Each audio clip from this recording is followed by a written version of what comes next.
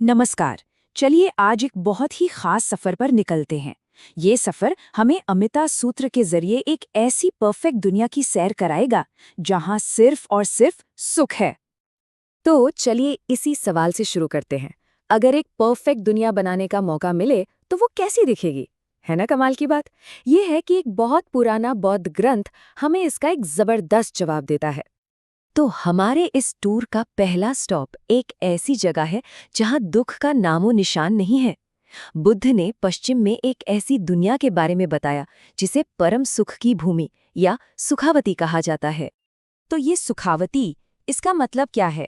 जैसा नाम से ही पता चल रहा है, ये एक ऐसी जगह है जहां दुख, दर्द, तकलीफ, किसी भी तरह के कष्ट का कोई अस्तित्व ही नहीं है। यहाँ रहने वाले सिर्फ और सिर्फ आनंद का अनुभव करते हैं और इसीलिए इसे परम सुख की भूमि कहते हैं। तो चलिए अब थोड़ा और गहराई में उतरते हैं इस पवित्र भूमि के अनुभव में। देखते हैं कि वहां आखिर दिखता क्या है, सुनाई क्या देता है। जरा सोचकर देखिए, एक ऐसी दुनिया जहां हर एक चीज कीमती रत्नों से बनी है। मतलब चारों तरफ साथ साथ लाइनों में रत्न जड़ित जाल और पेड़ लगे हैं। जो तालाब हैं उनकी तली में सोने की रेत है और किनारे सोने, चांदी और क्रिस्टल जैसी चीजों से बने हैं। ये तो मतलब परफेक्शन की एक अद्भुत मिसाल है। और इस खूबसूरती को सूत्र एक बहुत ही कमाल की तस्वीर से समझाता है। वो कहता है कि तालाबों में रथ के पहिए जितने बड़े बड़े कमल खिले हैं और उनसे अलग अलग रंगों की रोशनी निकल रही है, जगमगा रहे हैं। अच्छा, ये तो हुई देखने की बातें। अब जरा सुनते हैं कि वहाँ की आवाजें कैसी हैं। देखिए, यहाँ का पूरा माहौल ही कुछ सीखने और इंस्पायर करने के लिए बना है। हर वक्त एक दिव्य संगीत बजता रहता है और जब हवा चलती है ना, तो ये रत्न वाले पेड़ भी संगीत पैदा करते हैं। और सबसे कमाल की बात, यहाँ के जो पक्षी हैं वो सिर्फ चहचहाते नहीं, बल्कि अपनी आवाज में धर्म की शिक्षाएं देते हैं। हाँ, और यहाँ एक बहुत जरूरी बात समझनी होगी। ये जो पक्षी हैं, ये कोई आम जीव नहीं है जो अपने कर्मों की वजह से वहां पैदा हुए हों। नहीं, इन्हें तो खुद अमिताभ बुद्ध ने बनाया है, खास तौर पर धर्म का प्रचार करने के लिए।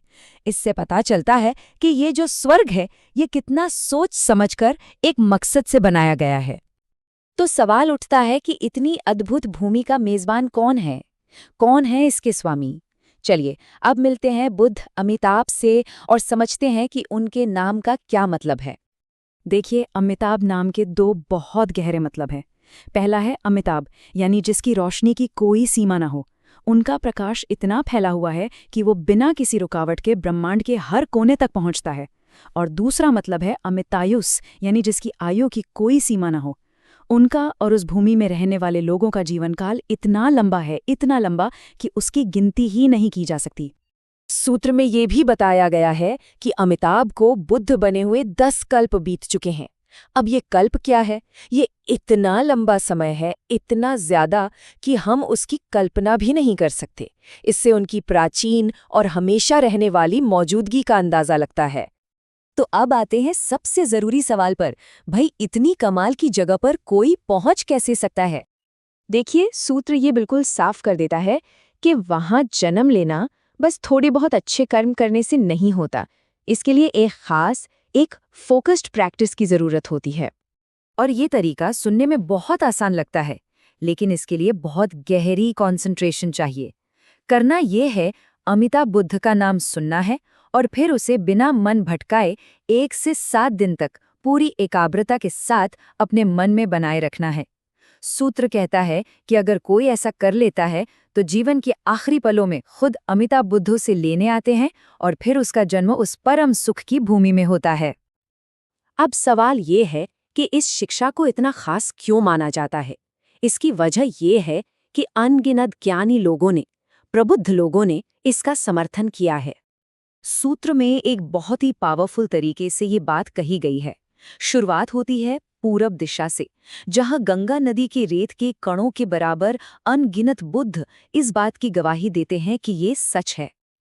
और ये गवाही सिर्फ पूरब तक नहीं रुकती। यही बात दक्षिण दिशा के अनगिनत बुद्ध भी कहते हैं। और फिर पश्चिम और उत्तर दिशाओं से भी यही आवाज आती है। वहां के बुद्ध भी इसका समर्थन करते हैं। मतलब ये कोई एक जगह की बात नहीं है, ये एक यूनिवर्सल ट्रूथ है।